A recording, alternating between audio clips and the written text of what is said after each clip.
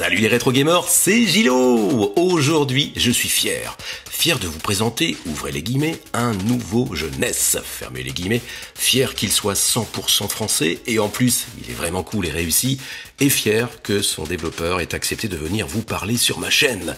Je vous présente le créateur de Twin Dragons sur NES, il s'agit d'Antoine Gohain, ou plus communément appelé Glutok, pour les geeks rétro gamers. Salut mon poteau, comment vas-tu? Salut Gilo, ça va et toi? Super, alors tout d'abord, je tiens à te remercier de m'avoir fait cadeau d'un deuxième exemplaire de ton bébé Twin Dragons. Je vais pouvoir régaler les puristes qui me suivent sur Twitter et YouTube. D'où vient ton pseudo Glutok? Oula, sacrée question pour commencer, ouais, très longue histoire. Écoute, c'est à l'époque où j'étais vraiment même pas ado, je crois, où je lisais encore le magazine Joystick. Et écoute, j'ai jamais retrouvé ça dans leur magazine, mais ils avaient tapé un délire avec ce mot, je sais même plus ce que ça représentait, et à l'époque c'était les débuts d'internet, il me fallait un pseudo pour me connecter à AOL, tu vois. Ah, et toi voilà, aussi ouais, exactement, et j'avais pris ça et c'est resté depuis, ça devait être, je sais pas, début des années 90, quoi. Qu'est-ce qui a fait qu'aujourd'hui tu es un passionné de jeux rétro et néo-rétro? Écoute, depuis toujours, hein, quand j'étais gamin, moi j'ai jamais eu de console à la maison, on avait plutôt des micros, donc j'avais un Amstrad, et donc j'aimais bien jouer, mais le truc qui vraiment m'intéressait, c'était de comprendre derrière comment étaient faits ces jeux, en fait, comment on faisait un jeu vidéo et comment ça se passait derrière. Donc j'ai jamais eu trop l'occasion de regarder tout ça quand j'étais petit, et voilà, tu vois, aujourd'hui, depuis quelques années, je rattrape un peu ce retard. Je m'éclate d'ailleurs, hein, avec ces développements rétro. Et voilà, c'est une petite revanche sur le passé, quoi. Alors effectivement, hein, pour pouvoir développer un jeu tel que le Twin Dragons, il faut un minimum de savoir-faire. D'où viennent tes compétences? J'ai une formation à la base de développeur web, donc qui n'a rien à voir avec le jeu vidéo. Pour tout le reste, écoute, c'est merci Internet, hein, tout ce qu'on peut trouver, c'est une mine d'informations, des tutos, des wikis avec des informations partout. Voilà, après c'est du temps à passer, à chercher, les émulateurs qui permettent de tester. Mais voilà, les compétences, c'est une formation informatique de base pour la logique, on va dire, de programmation. Après le reste, c'est de l'auto-formation. Il faut rappeler que les bases du jeu existaient déjà en Open Game Art.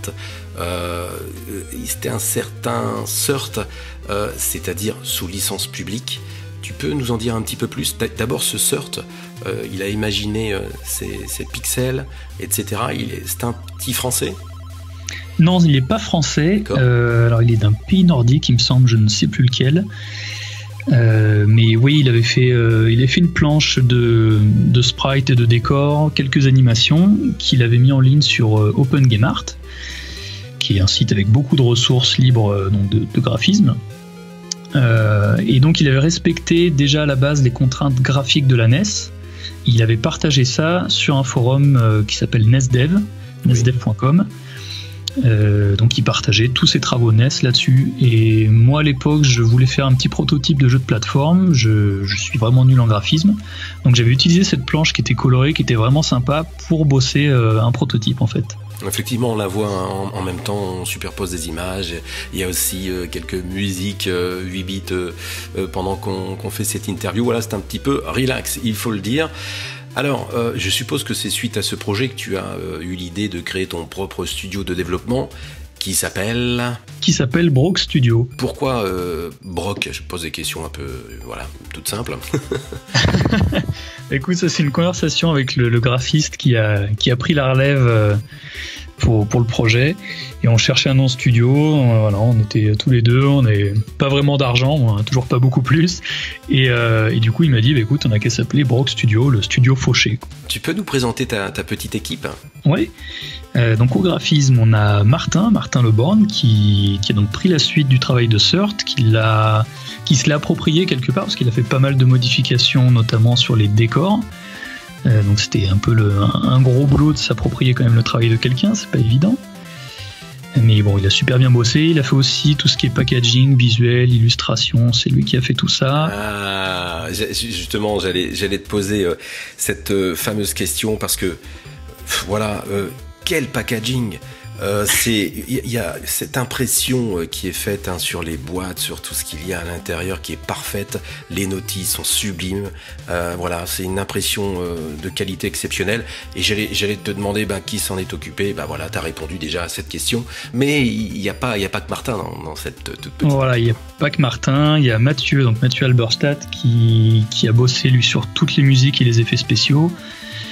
Donc à savoir que Mathieu, lui, il fait de la musique, enfin on fait tous de la musique, mais lui a un groupe de chiptune où il travaille avec un batteur, ils sont 2 sur scène, lui fait la basse, son copain la batterie, et il joue par-dessus les morceaux 8 bits composés donc par Mathieu, qui sont composés avec toutes les contraintes de la NES sur un logiciel qui s'appelle FamiTracker pour ceux qui connaissent.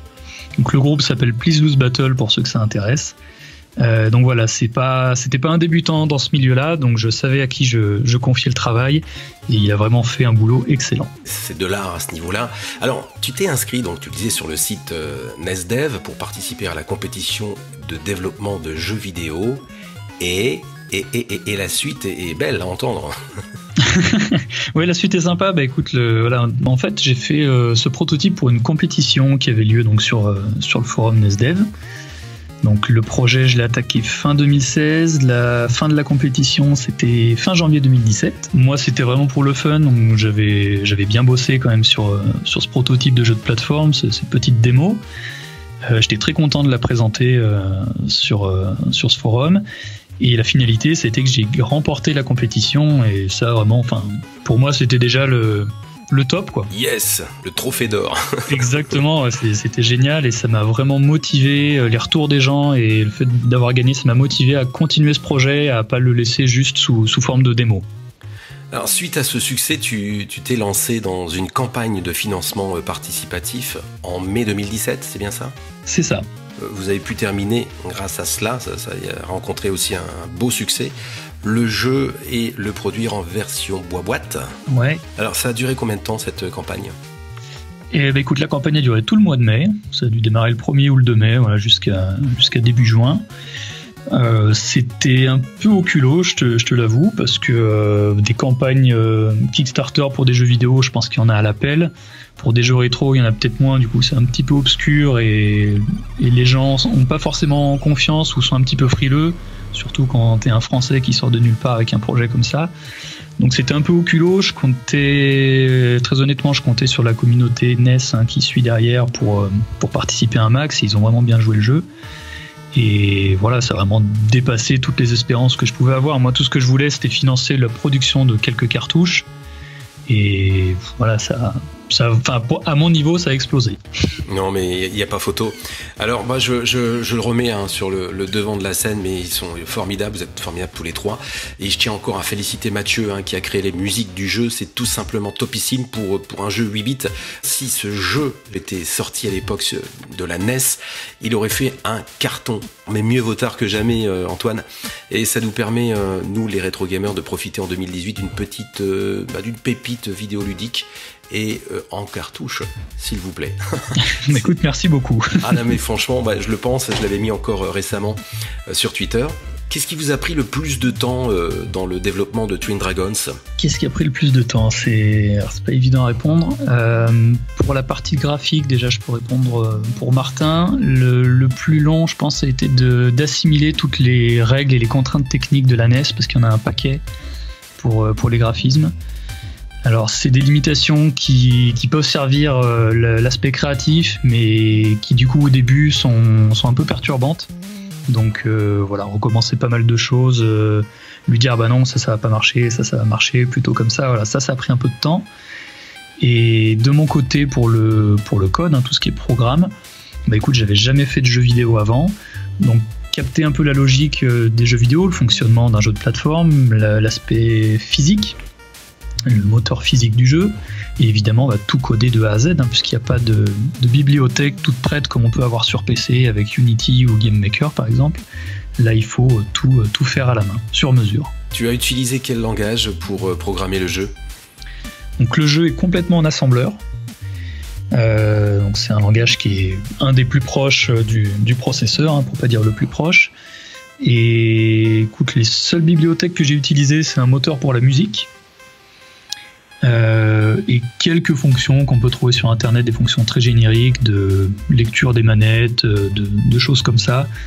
Mais le gros, faut tout faire de A à Z. Tu maîtrises plusieurs langages ? Du coup, maintenant, oui. Ouais. Donc l'assembleur, j'ai fait pendant ma formation de développeur web du HTML, du CSS, du PHP. Le PHP, je m'en suis pas mal servi pour me créer des outils. Alors c'est vrai que ça surprend quand je le dis, mais bon, vu que c'est un langage que je maîtrise, ça m'a permis de faire ça assez rapidement. Ouais, plus facilement. Ouais. Voilà. Et ça représente combien de lignes de code, la question qui revient toujours. Combien de lignes de code, tout ça en gros? Aucune idée, des milliers. Ouais, effectivement. Des dizaines de milliers. D'ailleurs, je me suis permis de reprendre une petite vidéo. On remerciera d'ailleurs sur cette vidéo l'auteur lors d'une interview où on montrait des lignes de code. Hein, tu te rappelles de ça? Ouais, avec Michel, ouais, tout à fait. Salut Michel. Alors, j'y joue depuis que tu m'as envoyé les 2 boîtes, hein, c'est-à-dire au moment où l'on enregistre cette vidéo depuis 3 jours, et je dois reconnaître que le monde de glace est bien corsé. Mais alors, quelle belle jouabilité, le dragon répond à la perfection, que ce soit dans les tirs, les déplacements, les sauts. J'ai envie de dire aussi réussi qu'un Mario. Franchement, bravo Antoine. Écoute, merci beaucoup. C'est vrai que c'était un des points principaux quand j'ai attaqué le prototype à la base. Moi, je suis pas un gros joueur et je suis pas un bon joueur. Donc, ce que je voulais, c'était avoir quelque chose qui me plaise à moi, qui soit facile à prendre en main. N'importe qui prend la manette a tout de suite ses repères, se dit oui tiens ça ressemble à ça ou ça ressemble à ça, et voilà, qui soit pas perturbé par un gameplay un peu lourd, un peu pas maniable, quoi. Le but c'est vraiment que ce soit maniable. Ouais, franchement, vous avez dû bosser. Alors ça se fait pas en claquant des doigts parce que je pense qu'il y a de sacrés réglages et de tests aussi à faire. Ouais. Alors, ne vous inquiétez pas, ceux qui sont en train de nous écouter, je vais vous faire, et pas qu'une seule vidéo sur Twin Dragons, parce que j'ai envie de le faire jusqu'au bout, et donc de vous montrer vraiment les niveaux qu'il faut, parce que actuellement, et c'est toi qui me l'as dit, toutes les vidéos sur ton jeu, sur ton bébé, on ne voit que les 2 mondes, hein, c'est ça? Ouais, majoritairement, c'est les 2 premiers mondes qui sont montrés. Comme tu viens de le souligner, le monde de glace est particulièrement dur. Alors pour ceux qui aimeraient y jouer, qui aimeraient le tester, c'est vrai que le monde de glace c'est dur, ça se calme un petit peu derrière. En même temps, c'est de la glace, c'est normal. Ouais, voilà, c'est vrai que c'était un peu dur de mettre ce monde de glace en deuxième, mais bon, ça se prêtait bien à l'histoire. Mais voilà, la difficulté se calme un petit peu après et remonte progressivement, mais c'est vrai que le monde de glace c'est une étape. Ouais. Alors Twin Dragons est en version boîte sur NES, et est-il en version dématérialisée? Alors il existe en version dématérialisée, il n'est pas encore commercialisé, hein, on va le dire comme ça, il n'est pas encore en vente. Ça sera sur Steam, je suppose? Alors il n'est pas sur Steam, il est sur itch.io. Ah, d'accord. Qui est un équivalent de Steam moins connu, plus pour le développeur indépendant qui fait ça vraiment seul dans son garage. Bon, il y a d'autres produits plus gros, évidemment. Mais c'est pas il n'est pas encore actif. Je m'en sers pour partager la version démat à des gens qui veulent le tester pour des vidéos ou d'autres cas spécifiques, mais il n'est pas encore en vente. Ouais. Alors, évidemment, on parlait de la cartouche, là, la deuxième boîte collector, entre guillemets, hein, parce qu'il y a des boîtes que j'aurais voulu avoir. On va en reparler tout à l'heure en fin de vidéo. Il y a un concours qui se prépare là-dessus. On en reparlera également lorsque je vous ferai découvrir le jeu. On va quand même dire merci. Et là, tu vas te dire, Gilo est allé voir les vidéos, les interviews déjà sur moi. Et oui, effectivement, via Internet. On va dire merci à qui pour pouvoir faire ce portage de dématérialisation? À Derek Andrews, qui a créé une machine virtuelle qui te permet de faire cette chose-là.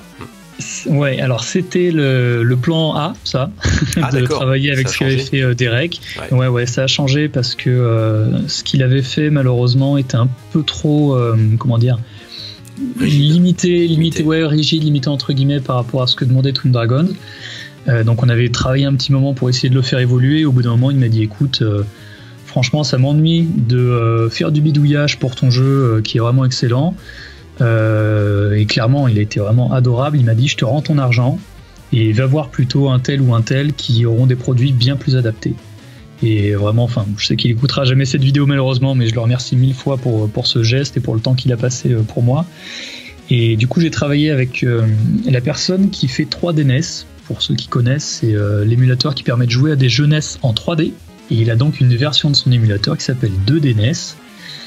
Il a un produit qui propose aux développeurs NES pour encapsuler leur ROM dedans et pouvoir le porter sur PC, donc Mac, Linux et Windows. J'aime bien ce terme-là, j'ai bien aimé quand je t'ai écouté parler, qui m'a permis d'encapsuler la ROM dedans. Ça, c'est bien dit, c'est exactement ça. Donc, un petit coucou quand même à Derek Andrews, malheureusement il n'écoutera pas parce que c'est quoi, c'est un Américain, un Anglais ? C'est un Américain. Ouais, d'accord, effectivement. Alors, y aura-t-il un portage iOS et Android ?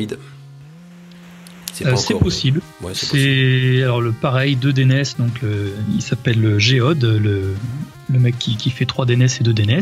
Son système est disponible pour toutes les plateformes. C'est quelque chose qui a été fait avec Unity. Donc potentiellement, ça peut fonctionner sur toutes les plateformes supportées par Unity. Il est français, Geode ? Alors il est vietnamien, mais il a fait 3 ans d'études en France, donc il parle le français. C'est plutôt sympa pour communiquer. Je lui fais un petit coucou, sait-on jamais. Si bien sûr, ouais. Donc voilà. Ouais, je lui donnerai, mais voilà, potentiellement ça peut fonctionner iOS, Android, même PS4, même Switch, pourquoi pas. Ah, c'est cool tout ça. Alors, il y a une personne qu'il ne faut surtout pas oublier et qui t'a aidé à tester le jeu, mon cher Antoine. C'est ma copine, j'imagine. Voilà, on lui fait un petit coucou. Bon, comment s'appelle-t-elle ? Elle s'appelle Ludivine. Alors, Ludivine, c'est joli. Eh ben, on t'embrasse parce que et puis surtout, merci d'avoir soutenu ton homme parce que sinon, on n'aurait pas pu aujourd'hui. En discuter et jouer à cette petite perle, parce qu'elle t'a bien épaulé. D'une patience et d'un soutien sans faille. Alors, on va revenir sur ce packaging. Moi, j'ai 2 enfants, 15 ans et 11 ans. Alors, effectivement, eux, ils sont nés avec Internet, le haut débit, tous les jeux, j'ai toutes les consoles à la maison. Donc, quand tu leur montres des jeux comme ça, c'est soit on aime, soit on n'aime pas. Ils ont adoré le jeu, notamment Clément, que je salue, qu'il a testé, 15 ans. D'ailleurs, lors de la campagne Kickstarter, 3 exemplaires de Twin Dragons, dont celui que tu m'as envoyé, c'était la version normale, j'ai les boules, mais c'est normal parce que les versions collector, que j'appelle collector entre guillemets, n'existent plus, elles sont vendues. Justement, dans ces 2 versions que je n'ai pas, il y a, je vais te laisser le dire en même temps, on le verra en image, la version Minky, c'est ça, le dragon Minky. Voilà, le dragon orange. Minky. Et la version verte avec le dragon Dinky. Donc c'était 2 versions collector. Quand on a fait le Kickstarter, comme je savais que ça allait surtout intéresser donc les fans de la NES et les collectionneurs, je me suis dit que ça pourrait être sympa de proposer vraiment une édition collector. Donc il y a pas mal d'autres jeux qui avaient déjà fait ça. Et là où je voulais me démarquer un petit peu, c'est que je voulais ajouter un petit peu de contenu pour ces versions-là. Donc on a ajouté un monde supplémentaire. Donc pour la version orange avec Minky, il y a un monde supplémentaire juste pour elle. Et dans la version verte avec Dinky, il y a un monde supplémentaire juste pour lui. Donc ça plaît pas, c'est une démarche que certains n'ont pas appréciée. Mais bon, sur le moment, c'est ce qui nous avait semblé le plus logique et le plus sympa. Non, c'est topissime. Dans ce paquet, on trouvait également, et là, ça me fait un petit peu le cœur parce que, on verra ça après, mais il y avait une grande carte du monde, je trouvais ça super, de Twin Dragon, et surtout le magnifique poster, mais les 2 sont bien, moi j'adore la carte du monde, on la voit là, et un magnifique poster cartonné en papier glacé, s'il vous plaît. Et là, je ne sais pas si vous avez entendu du bruit, mais c'est normal, c'est Grisy, mon chat, qui fait des siennes. Il m'a fait sursauter. Il y a aussi le CD audio de l'OST. J'ai envie de dire, c'est moins grave de ne pas l'avoir en ce qui me concerne, parce qu'on peut trouver les musiques ailleurs. Et des magnettes, j'aurais pu mettre ça sur mon frigidaire. Et par contre, j'ai eu les stickers. J'ai eu les stickers sans problème, qui sont magnifiques. Mais je suis vraiment jaloux. Je sais pas si Antoine, t'as encore sous le coup de la grande carte du monde que j'adore, ou le poster, parce que vraiment, je trouve ça génial. Mais à mon avis, non, puisque tout a été vendu, je pense. Il m'en reste forcément, parce qu'on peut jamais faire pile la quantité, mais c'est vrai que j'en donne très rarement pour pas faire de jaloux. Comment dire, pour pas casser ma promesse envers ceux qui ont participé au Kickstarter et pour qui ça devait être vraiment des exclusivités. Je mets un point d'honneur à essayer de respecter ça en tout cas. Donc voilà, j'en ai pour des occasions vraiment particulières. mais bon, il m'en reste pas non plus des milliers. Hein. D'accord. Donc j'en aurai pas alors. Écoute, on en discutera en vidéo. On se mettra en off. Antoine, je sais que tu travailles sur un projet. Est-ce que tu l'as arrêté? Est-ce que tu le continues? Qui permettra de communiquer via une connexion Wi-Fi entre la NES et un serveur distant que tu pourras même inclure dans une cartouche, dans chaque cartouche. À quoi pourra servir cette technologie? Est-ce que tu travailles toujours dessus? C'est un projet qui est toujours actif, sur lequel je travaille actuellement, avec des petites pauses de temps en temps. Mais ouais, c'est toujours d'actualité. L'idée, c'est de proposer un module Wi-Fi. Donc, l'idéal, ce serait sur deux supports différents. Un qui se branche sur le port manette 2, ou un qui serait intégré directement dans la cartouche. Et l'idée, c'est de proposer du multijoueur.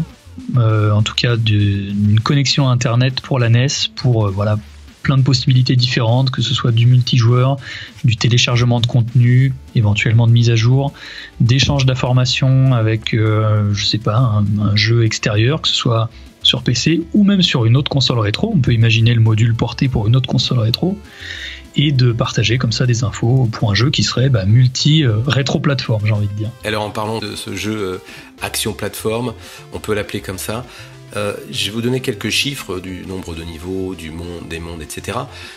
Ça ne veut rien dire, parce qu'à partir du moment où on détient une perle, quelque chose de bien fini, qui en est peu, moyennement ou beaucoup, peu importe, surtout qu'on peut le faire en easy, en normal, ou pour les hard gamers en hard, et déjà en normal, c'est déjà bien corsé.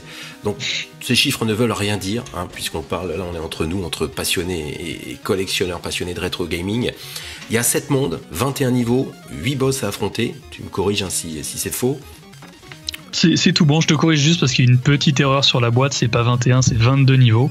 Ah ah bah voilà. Mais sinon c'est tout bon. Voilà, on a une petite anecdote, un petit scoop là. Exactement, ça je l'avais jamais dit encore, mais il y a une petite erreur sur la boîte. Yes, c'est la première vidéo où on en parle. Alors qu'est-ce qu'on fait dedans? On saute, on nage, on vole, tout ça en easy, en normal ou en hard.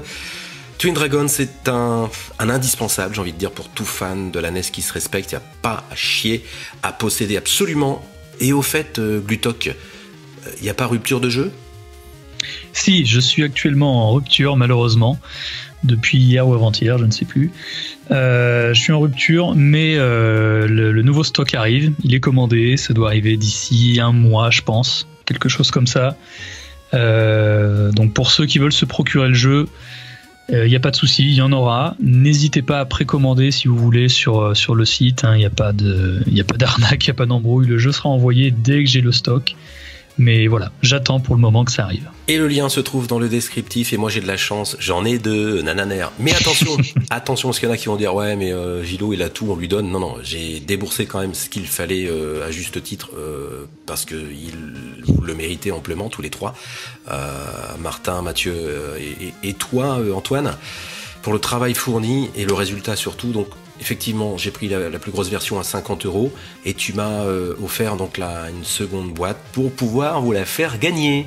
Et comme il y a rupture, vous allez batailler là, ça c'est sûr.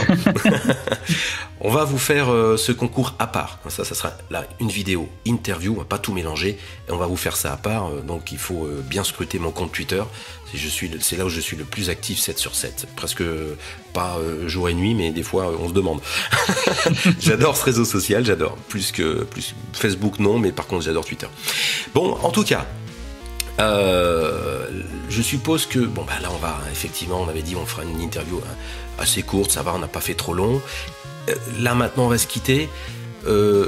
Tu vas faire quoi? C'est quoi? Est-ce que tu vas continuer à travailler sur ce projet de serveur distant, ce module Wi-Fi, ou est-ce que tu as quelque chose qui te tient plus à cœur encore? Alors, ce qui me tient vraiment à cœur en ce moment, c'est ce projet Wi-Fi, mais j'ai un autre projet de jeu sur le feu en parallèle pour pouvoir proposer un autre jeu aux fans de la NES, aux fans de rétro. J'ai pas d'infos pour le moment à communiquer là-dessus, j'ai encore moins de dates de sortie prévues, mais il y a quelque chose dans les tuyaux en tout cas. Allez, c'est dur ça de rester là-dessus, un peu frustré. Il y a pas. C'est un jeu vidéo. Ah, c'est un jeu vidéo. Bon, on en sait déjà beaucoup. C'est pas que ça me rassure, c'est que ça nous fait du bien de savoir que tu continues sur ta lancée. Et ça nous fait vraiment du bien, surtout quand vous avez joué à Twin Dragons, quand vous entendez que son développeur nous dit que ce qui lui tient le plus à cœur, c'est un projet de jeu vidéo encore. Alors moi je dis, je fonce. Alors, vivement la suite. En tout cas, on va se laisser là. On va dire un grand merci à Antoine Glutok, à Mathieu pour les musiques, à Martin pour les graphismes et à tous ces fans qui nous suivent, toi et moi. Voilà, ce monde, cette communauté de rétro gamers, de rétro gaming qui ne s'arrêtera jamais. Et ce qui est bien avec le rétro gaming, parce que là, je me lance véritablement, non seulement dans le rétro gaming, mais surtout dans une collection. Et ça me fait vraiment plaisir. Voilà. Donc si vous avez quelque chose à m'envoyer, une vieille relique et tout, n'hésitez pas. Je vais voir avec Antoine après en off. En tout cas, donc merci à vous trois. Et puis je souhaite plein de bonnes choses dans cette belle communauté de rétro gamers. Salut Glutok. Ciao, merci beaucoup pour l'opportunité. Merci à toi. Bonne continuation. Ciao, ciao.